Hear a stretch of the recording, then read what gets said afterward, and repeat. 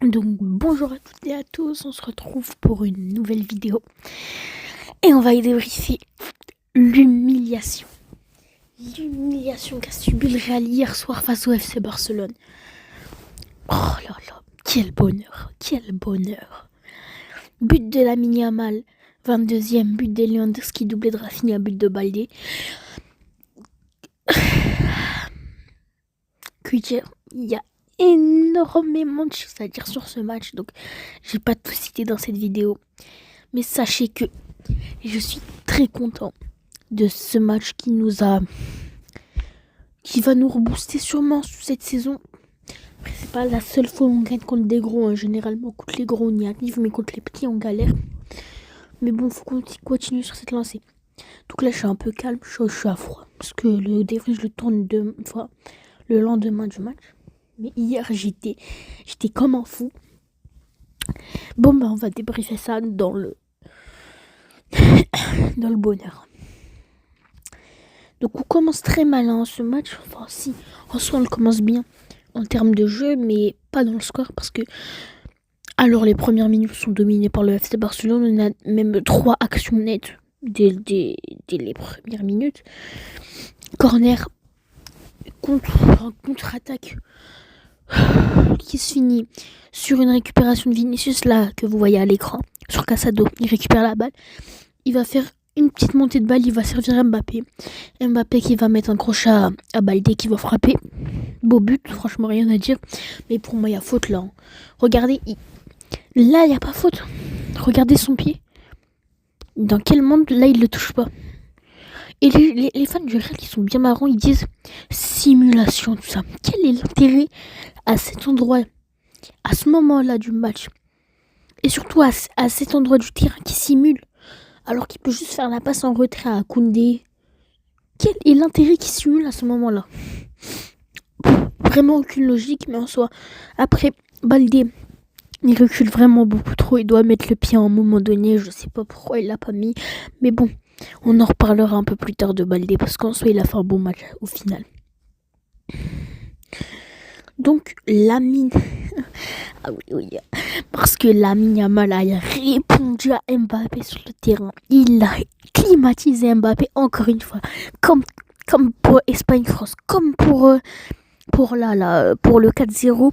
Et aujourd'hui encore, il le fait climatiser. Donc, j'ai pas l'action là sous mes yeux, mais en gros, une passe de Koundé, je crois, à Lewandowski au milieu de terrain. Une déviation, une touche de Lewandowski magnifique sur le côté droit.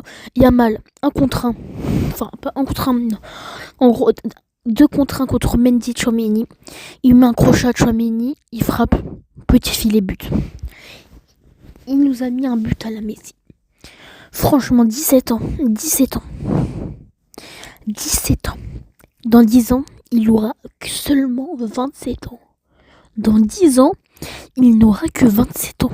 Je sais pas si on se rend compte du phénomène qu'on a là. C'est un monstre et c'est peut-être ce but-là le plus important du match en soi parce que c'est celui-là qui nous permet de revenir le plus vite possible au score parce que le Real, ils allaient fermer le jeu. Ils allaient vraiment, si on n'arrivait pas à marquer très vite, ils allaient nous fermer le jeu, ils allaient être à 11 derrière, un peu comme le match contre City l'année dernière, le match retour entre Real et City, où ça s'est fini à 1-1. Leur seul objectif, c'était d'aller chercher les tirs au but. Non, mais ça, c'était... Bon, on parle pas de ça ici. Mais bon, voilà. Donc, hyper important ce but. Le plus important du match, clairement. Ensuite, Rafinha. Non, je sais pas pourquoi j'ai mis ça, je me suis trompée parce que... Avant... Ah non, ça n'a pas téléchargé. Donc, en gros, Gavi qui fait... Donc là, j'ai pas la photo. Mais Gavi qui récupère la balle à l'entrée de la surface, Kamavinga qui le fauche penalty et but de Robert Lewandowski sur le penalty. Donc il a été efficace en soi. Et Lewandowski en soi, on l'a pas beaucoup vu, mais les seules fois où on l'a vu, il a été pertinent. Donc c'est exactement ce que je veux voir de Lewandowski. Et ensuite but de Rafinha sur une passe de Koundé. Oh là là, mais Koundé, mais d'où vient Koundé? Passe de Koundé parfaite en profondeur transversale pour trouver Rafinha de la tête clinique. Rafinha, pas comme ces derniers matchs. Clinique. Et il met son but sur un magnifique, il était magnifique ce but. Pour moi, c'est peut-être le plus beau du match. Peut-être avec un autre, il y a un débat. Mais c'est peut-être le plus beau but du match parce que on se rend pas compte, mais cette tête, elle est hyper difficile à mettre. Elle est vraiment difficile à mettre cette tête de Rafinha sur la passe de Koundé. Donc franchement, Rafinha, on l'attendait. Il répond présent. Il est en liste pour le Ballon d'Or tout simplement et il y a mal aussi en soi. Ensuite, le but de Baldé. Donc je vous explique, je vous remets dans le contexte. Donc, là, ça, c'est pas une image d'hier, je pense pas. Donc coup franc pour le Real. 45e plus 10, un truc comme ça, plus 9 je crois. Coup franc, ils essaient une combinaison, ils ratent leur passe. Yamal qui récupère la balle. Crochet, il crochette, il met une balle parfaite en profondeur pour Rafinha. Rafinha qui s'oriente. Et il fait tomber Valverde d'ailleurs en faisant ça. Il fait une passe en profondeur à Baldé. Et Baldé, un contre un, clinique lui aussi. Donc Baldé, je sais pas s'il a mis un but cette saison, mais je crois que c'est son premier but de la saison. Et c'est le meilleur moment pour le mettre. Et il y avait déjà 3-1. C'est là qu'on voit la mentalité de ce Barça-là. Parce qu'en soit à 3-1, corner, on se dit, non, pourquoi on dirait jouer la contre-attaque 3-1 mi-temps, ça nous va, tout ça. Non, ils sont allés chercher le 4-1, tel des affamés, c'est exceptionnel. Franchement, la mentalité de ce Barça-là, elle est parfaite. Donc, faut continuer comme ça. Continuer. Et attends, j'ai oublié quelque chose. Excusez-moi, j'ai oublié quelque chose. Donc on repart sur Rafinha. Alors du coup, Rafinha. Donc début de seconde mi-temps, d'accord. Donc 4 mi-temps, on les éteint. On les asphyxie, on fait un match parfait collectivement, individuellement, tout. Première mi-temps. Enfin, deuxième mi-temps, entrée de seconde mi-temps. Real, grosse occasion, frappe de Rodrigo sur la barre, reprise de volée. Ensuite, 6 mètres, du coup. 6 mètres, contre-attaque.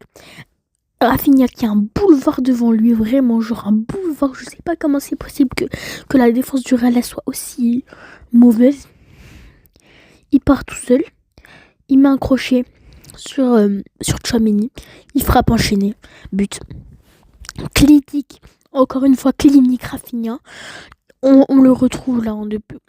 Ça faisait 2 matchs qu'on le match contre l'Atlético et le match contre Bilbao, il était pas du tout clinique, mais là on l'a retrouvé et il est plus que jamais en course pour le BO, franchement vraiment. Et aussi Rafinha, aujourd'hui contre le Real hier, c'est 2 buts, une passe décisive, c'est énorme. Et tout allait bien jusqu'à ce moment-là. Chesney qui rate sa sortie. Bon, en vrai, on peut pas trop lui en vouloir, je vais pas vous mentir. Est-ce que ça arrive.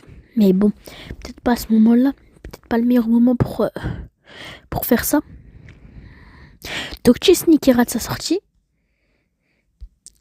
Mbappé, dernier défenseur quoi. Mbappé qui allait mettre un crochet, il le fauche le carton rouge mérité. Carton rouge totalement mérité. Coup franc, qu'est-ce qui se passe sur le coup franc? À votre avis? But en pleine crème de Rodrigo, et pour moi c'est peut-être celui-là le but le plus beau du match en vrai. Et du coup, frappe pleine lucarne de Rodrigo. À ce moment-là, je me dis quoi? Je me dis c'est fini, on va se prendre une remontada de fou malade, on va être la risée de l'Europe. C'est ce que je me dis dans ma tête à ce moment-là. D'accord? À ce moment-là, je me dis ça dans ma tête. Donc après le coup franc, tout ça, évidemment, on fait entrer Peña à la place de... On sort Yamal, comme Côte Paris l'année dernière. Donc j'étais encore plus inquiet pour ça du coup. Et on met Olmo à la place de Gavi. Olmo, bonne entrée d'ailleurs. On fait ces changements, bloc bas en logique. On va pas presser haut. Et même si on avait des longues phases de possession par moment, même à 10. Bloc bas, on tient. Je vois, le temps il défile, il se passe rien pour le Real. Donc même à la 85e, j'étais pas confiant. Je vous le dis, même à la 85e, je me suis dit, il y a un monde où le Real il nous remonte. Et je vois ça défile. Et à partir de la 90e, je me suis dit, ça y est, on est champion. Et c'est là qu'on voit que la mentalité elle a changé. Certes, le niveau du Real aussi il a changé parce que Je pense pas que le Real l'année dernière, ils auraient laissé à 5 de tout le match, enfin toute la deuxième mi-temps, alors qu'on était à 10 contre 11. Mais surtout la mentalité du Barça, parce que je pense pas que le Barça de Xavi aurait résisté à cette épreuve, honnêtement. Donc, bloc bas parfait, franchement, bonne défense. Et voilà, on a bien tenu le match. Maintenant, on va parler un peu d'autres individualités. L'entrée d'Araujo, magnifique Araujo. Franchement, l'entrée de Araujo, elle était magnifique. Franchement, respect. Araujo, j'espère, parce qu'il y a des rumeurs qui l'envoient à la Juve. Donc j'espère qu'il ira pas. Honnêtement, je vais pas vous mentir. J'espère qu'il ira pas à la Juve. Mais bon, on a vraiment besoin de lui, sachant qu'il est entré parce qu'Inigo Martinez il est blessé pour 5 semaines. Donc ça veut dire qu'on a encore plus besoin de lui. Vu l'entrée qu'il nous a fait ce soir, il y a Vinicius dans sa poche, il y a Bellingham dans sa poche, Araujo. Incroyable son match, franchement, vraiment bien. On va parler évidemment de Pedri parce que Pedri, lui, on est habitué à limite. Je vois pas beaucoup de gens en parler, mais le match de Pedri, encore une fois, pour sa vingtaine d'années, c'est extraordinaire ce qu'il nous a fait. Pedri, et surtout en deuxième mi-temps, parce qu'en sa première mi-temps, il nous fait en classique, quoi. Mais en deuxième, c'est quand on était à 10 contre 11, qu'est-ce qu'elles étaient importantes ces récupérations. Oh là là, il récupérait tous les ballons. Il se faisait pas passer une fois, franchement, parfait. Vraiment parfait. Donc Pedri, comme d'habitude, Pedri, peut-être le meilleur milieu du monde actuellement, et j'ai pas peur de le dire, je vois pas qui est au-dessus de Pedri actuellement. Je réfléchis. Non, je vois pas un meilleur milieu que Pedri actuellement cette saison. Donc franchement, superbe victoire. 5-2, je suis vraiment content là, je suis soulagé, je suis rassuré. Et c'est parti on est bien parti pour avoir un bon mois de janvier là. Donc c'est la fin de cette vidéo, j'espère qu'elle vous aura plu. N'hésitez pas à la liker, à vous abonner. Et ciao!